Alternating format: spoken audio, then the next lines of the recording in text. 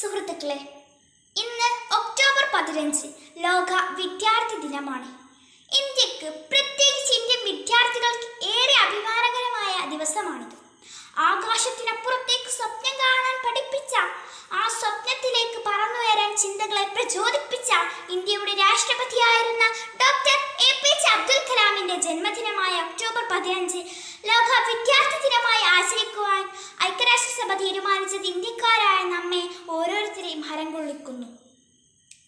ജനകീയനായ രാഷ്ട്രപതി, ഇന്ത്യയുടെ മിസൈൽ മാൻ, ബഹിരാകാശ യുഗത്തിലേക്ക് രാജ്യത്തെ നയിച്ച ശാസ്ത്രജ്ഞൻ, കുട്ടികൾക്കും യുവജനങ്ങൾക്കും അറിവിന്റെ ലോകം തുറന്ന ഗുരുശ്രേഷ്ഠൻ, ലാളിത്യം ജീവിതശൈലിയാക്കിയ മഹാവ്യക്തി, എഴുത്തുകാരൻ എന്നിങ്ങനെ വിശേഷണങ്ങൾ മതിയാകാത്ത വ്യക്തിമഹിമയാണ് ഡോക്ടർ കലാമിനുണ്ടായിരുന്നത്.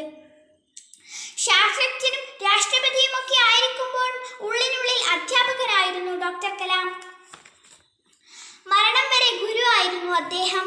ഉറങ്ങുമ്പോൾ കാണുന്നതല്ല സ്വപ്നങ്ങൾ, അത് ഉറക്കം കെടുത്തുന്നവയായിരിക്കണം എന്ന് അഗ്നിച്ചിറകുകൾ എന്ന തൻ്റെ ആത്മകഥയിൽ അദ്ദേഹം കുറിച്ചു. സ്വപ്നങ്ങൾ ചിന്തകളായാലും ചിന്തകൾ കർമ്മങ്ങളായാലും മാറണമെന്ന് അദ്ദേഹം നമ്മെ പഠിപ്പിച്ചു. ദിവ്യമായ ഒരു അഗ്നിജ്വാലയും ഹൃദയത്തിൽ പേറിക്കൊണ്ടാണ് മനുഷ്യൻ പിറന്നു വീഴുന്നത്.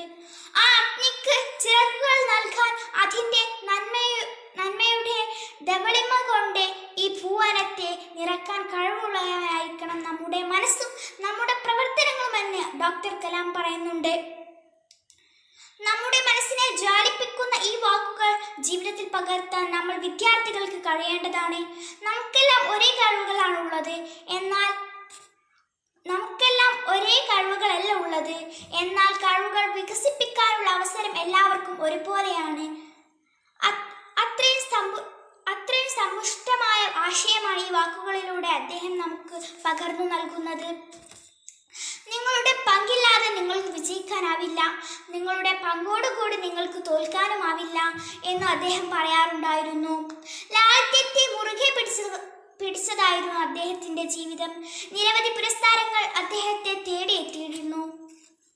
ഇന്ത്യയുടെ മിസൈൽ മനുഷ്യൻ, ജനങ്ങളുടെ രാഷ്ട്രപതി എന്നീ വിശേഷണങ്ങൾ അദ്ദേഹത്തെ ചാർത്തി കിട്ടി. ആവുൽ ബക്കീർ ജൈനുൽ അബുൽ കലാം എന്നായിരുന്നു അദ്ദേഹത്തിന്റെ മുഴുവൻ പേര്. 1931 ഒക്ടോബർ 15 തമിഴ്നാട്ടിലെ രാമേശ്വരത്തിലായിരുന്നു ജനനം. 2002 ഇന്ത്യയിലെ 11ാം രാഷ്ട്രപതിയായി ചുമതലയേറ്റു. പുസ്തകങ്ങളെ സുഹൃത്തുക്കളാക്കുക, അവരായിരിക്കും നിങ്ങളുടെ എപ്പോഴത്തെയും നല്ല സുഹൃത്തുക്കളും വഴികാട്ടിയും എന്ന അദ്ദേഹത്തിന്റെ ഉപദേശം നമുക്ക് സ്വീകരിക്കാം. അദ്ദേഹത്തിന്റെ ദീപ്തമായ സ്മരണത്തിനു മുൻപിൽ ആദരാഞ്ജലികൾ അർപ്പിച്ചുകൊണ്ട് ഞാൻ എൻ്റെ വാക്കുകൾ